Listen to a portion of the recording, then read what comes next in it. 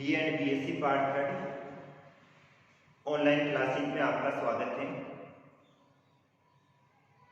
अपने यानी भारत का भूगोल टॉपिक कंप्लीट हो गया। आज अपन बात कर रहे हैं विश्व का प्रादेशिक भूगोल।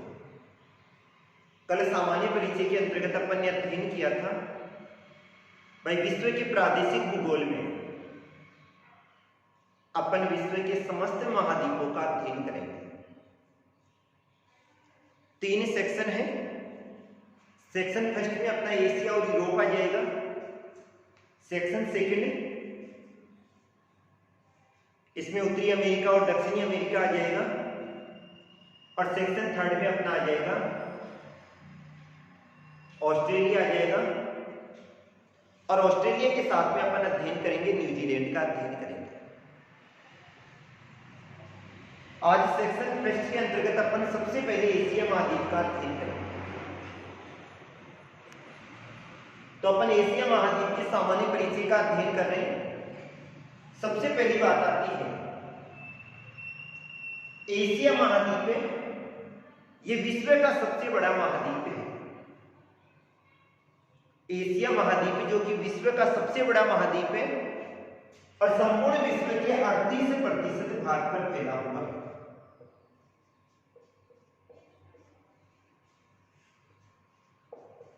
एशिया महाद्वीप जो कि विश्व का सबसे बड़ा महाद्वीप है।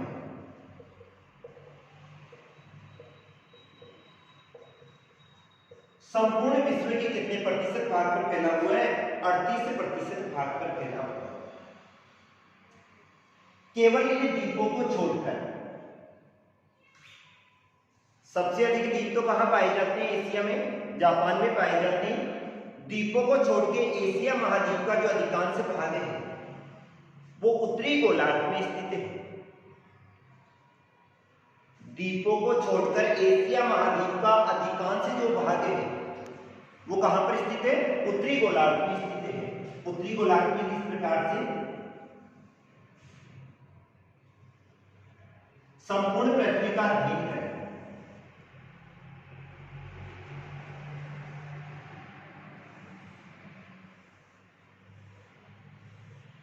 दो भाग हो गए। ये वाला अपना नॉर्थ हो गया, ये वाला कौन सा हो गया? साउथ हो गया।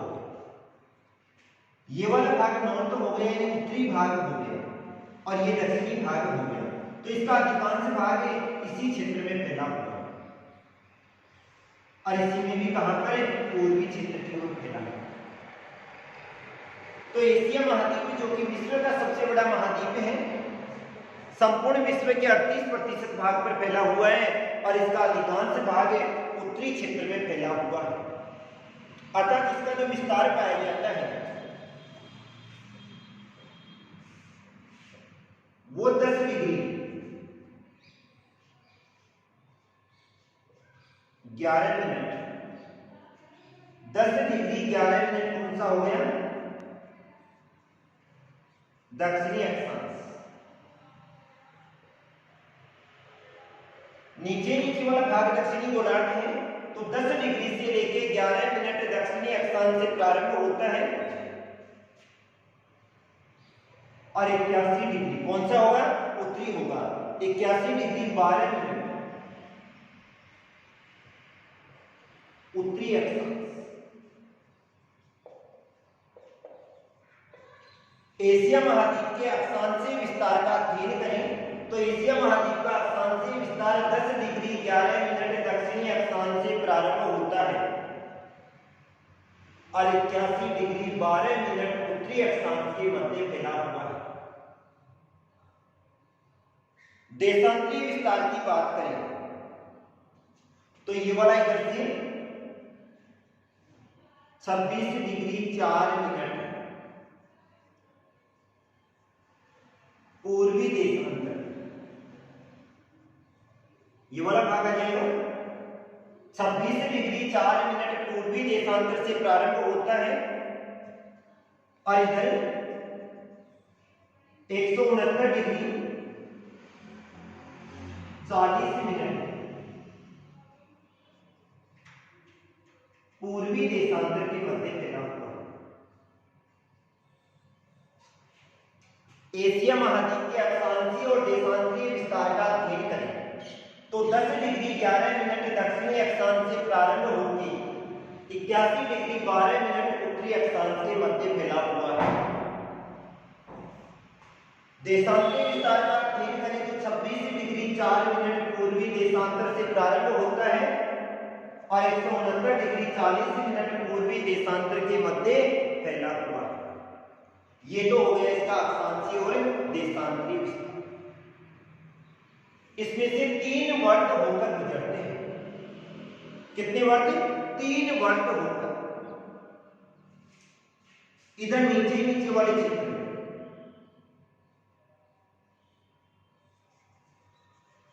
यहां वाला जो भाग आ जाएगा ये तो आ गई भूमध्य रेखा।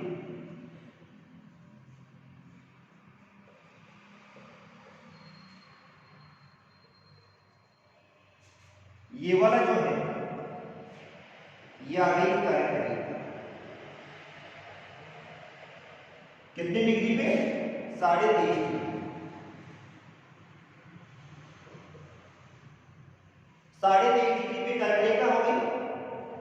0 डिग्री पे कौन सी हो गई? भूमध्य रेखा हो गई। और ऊपर वाले भाग में 66.5 डिग्री पे हो जाएगा आर्कटिक। एशिया महाद्वीप से होकर 3 वर्त गुजर रहे। नीचे वाले भाग में 0 डिग्री अक्षांशीय वर्त कौन सा होगा? भूमध्य रेखा। 23.5 डिग्री पे कौन सी हो गई? कर्क रेखा। और इसके बाद में 66.5 डिग्री वाला कौन सा हो गया? आर्कटिक वर्त। तो 3 वर्त होकर गुजरते हैं, भूमध्य रेखा, कर्क रेखा और आर्कटिक वर्त। 3 मुख्य वर्त पाए जाते हैं। इसमें 3 महासागरीय क्षेत्र पाए जाते हैं। 3 महासागरीय क्षेत्र कौन कौन से हैं? नीचे वाले क्षेत्र में ये हो गया हिंद महासागर।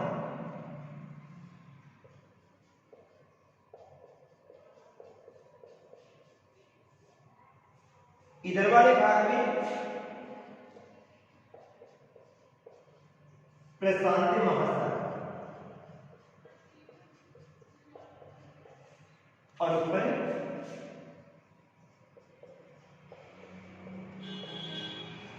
आर्कटिक महासागर। 3 हो गए।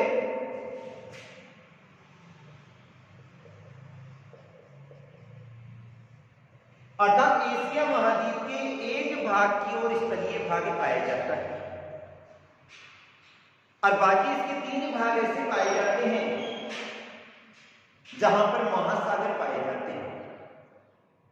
नीचे वाले भाग पे कौन सा हो गया? हिंद महासागर। पूर्वी भाग की ओर कौन सा हो गया? प्रशांत महासागर हो गया। और उत्तरी भाग की ओर कौन सा हो गया?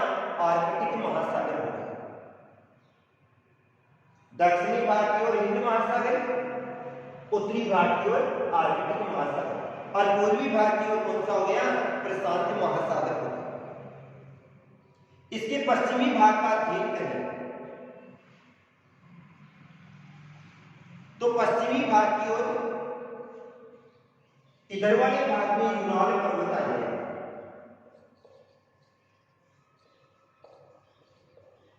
कौन सा आ जाएगा? यूराल पर्वत आ जाएगा।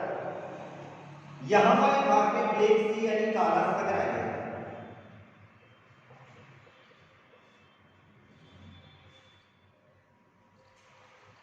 इधर वाले भाग में भूमध्य सागर आ गया।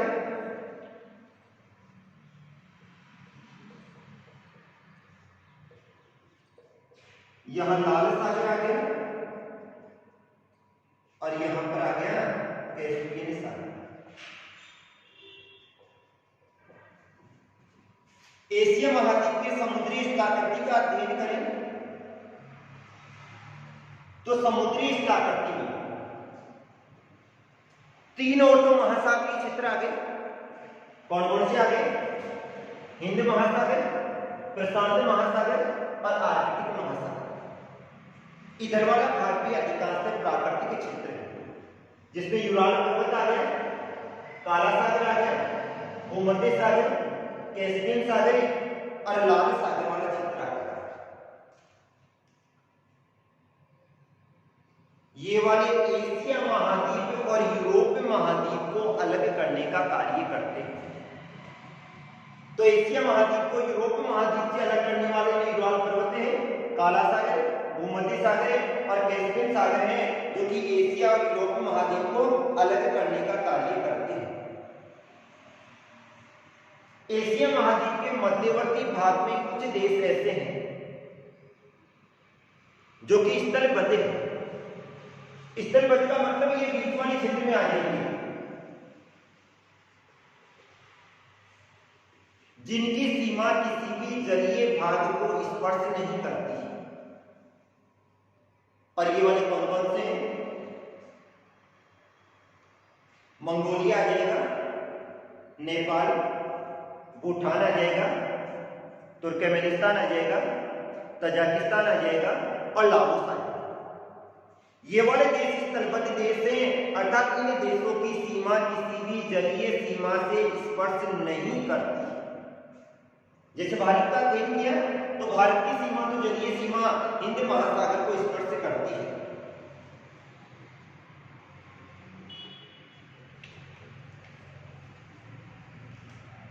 अब एशिया महाद्वीप का जो भाग है वो दो भागों से मिलकर बना हुआ है। अब ये दो भाग कौन कौन से हैं? एक तो ऊपर वाला भाग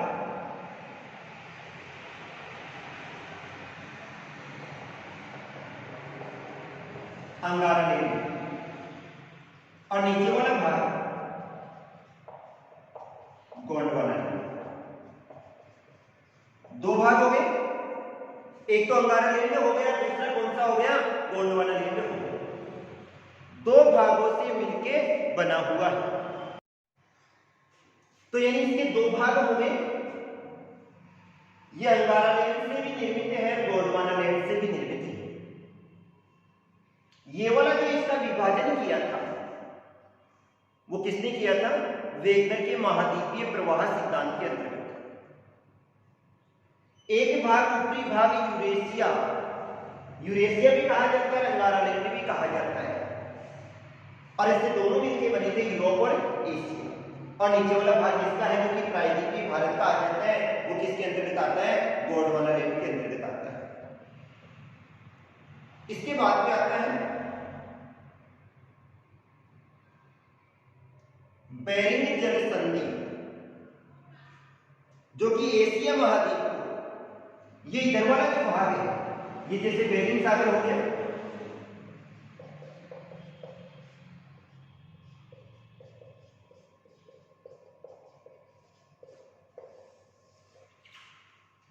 ये एशिया महाद्वीप को उत्तरी अमेरिका से अलग करती है। बेरिंग जल संधि वाला जो भाग है, ये तो जैसे बेरिंग सागर आ गया,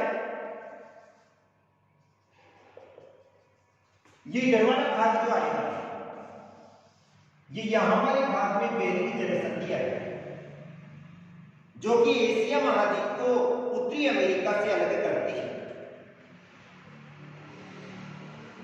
अब एशिया महाद्वीप में तीन प्रायद्वीप हैं।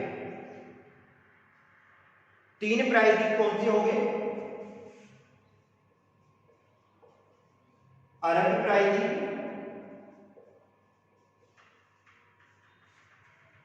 ये दूसरा भारत वाला आ गया,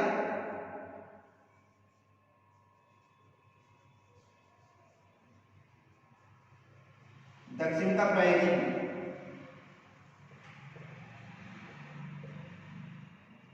और तीसरा आ गया अरब प्रायद्वीप। एशिया महाद्वीप में तीन प्रायद्वीप, प्रायद्वीप किसे कहा जाता है? वह भूभाग जिसके तीन और जलीय क्षेत्र पाया जाता है, क्या कहलाता है? प्रायद्वीप कहलाता है। तो इस एशिया महाद्वीप के तीन प्रायद्वीपीय क्षेत्र आ गए। ये वाला कौन सा हो गया? अरब प्रायद्वीप हो गया, ये वाला दक्षिण का प्रायद्वीप हो गया, और ये वाला भाग किसमें आ जाएगा? अलग प्रायद्वीप के अंतर्गत आ जाता है। अर्थात कितने प्रायद्वीप हो गए? 3 प्रायद्वीप हो गए।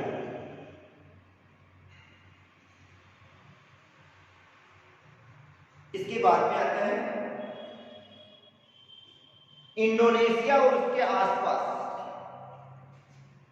इंडोनेशिया वाला क्षेत्र और उसके आसपास वाले जितने भी क्षेत्र आते हैं वो सारे के सारे द्वीप समूह के अंतर्गत आते हैं और इन सभी को द्वीपों का क्षेत्र कहा जाता है। ये संपूर्ण जो प्रदेश आएगा ये पूरा का पूरा आ जाएगा इंडोनेशिया।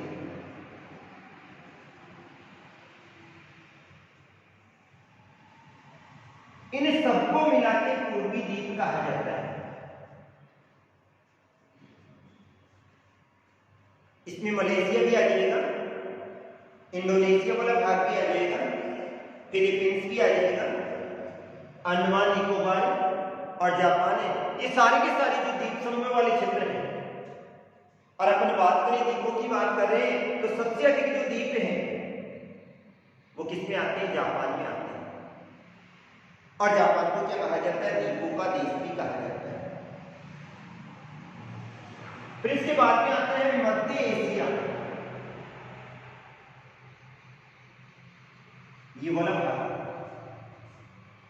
और मध्य एशिया की जो बीच वाला क्षेत्र है ये वाला,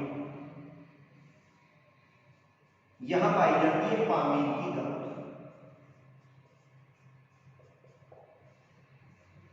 क्या पाई जाती है? पामीर की गांठ। और इस पामीर की गांठ को विश्व की छत कहा जाता है।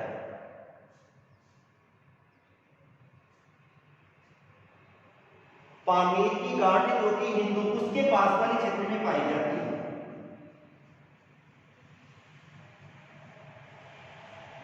विश्व के जितने भी नवीनतम पर्वतीय श्रेणियां हैं वो अधिकांश इसी भाग से निकलती है। हिमालय हो गया, हिंदुकुश आ गई, जेग्रोस आ गई, काराकोरम आ गई। ये सारी की सारी जो पर्वतीय श्रेणियां हैं वो इसी भाग से निकलती है। तो मध्य एशिया के ऊपरी भाग में कौन सा क्षेत्र पाया जाता है? हिंदुकुश के पास में पामीर की गांठ का क्षेत्र पाया जाता है। और इस पामीर की गांठ को विश्व की छत भी कहा जाता है। और इसी से जेग्रोस हुआ, हिंदुकुश हुआ, काराकोरम हुआ, ये सारी की सारी जो पर्वतीय श्रेणियां हैं वो निकलती है। हिमालय और कुनलुन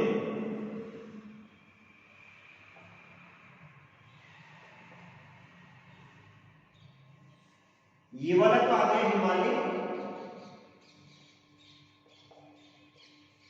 और ये वाला आ गया कुनलुन। इन दोनों के बीच वाले भाग में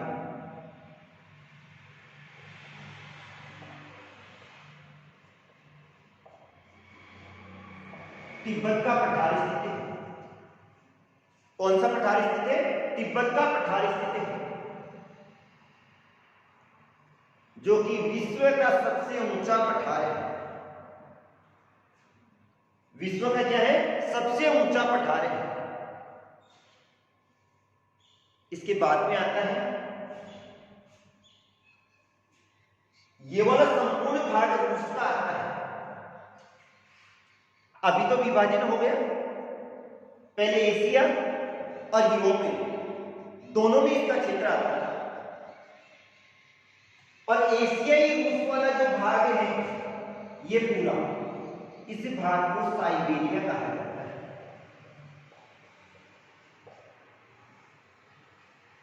एशियाई रूस वाले भाग को क्या कहा जाता है? साइबेरिया कहा जाता है। और यहां से 3 मुख्य नदियां निकलती है। ओब है, येनेसी है और लीना। ओब, येनेसी और लीना 3 मुख्य नदियां निकलती है।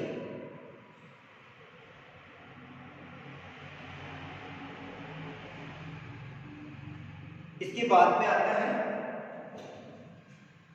विश्व की सबसे गहरी झील कौन सी है? बैकाल झील। वो भी कहां पर स्थित है? एशिया में स्थित है।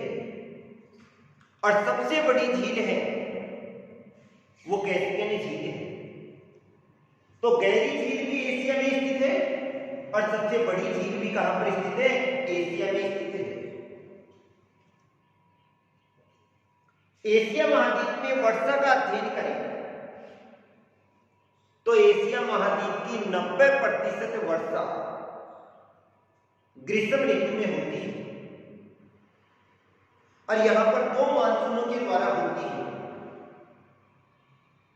एक दक्षिणी पूर्वी और एक दक्षिणी पश्चिमी मानसून।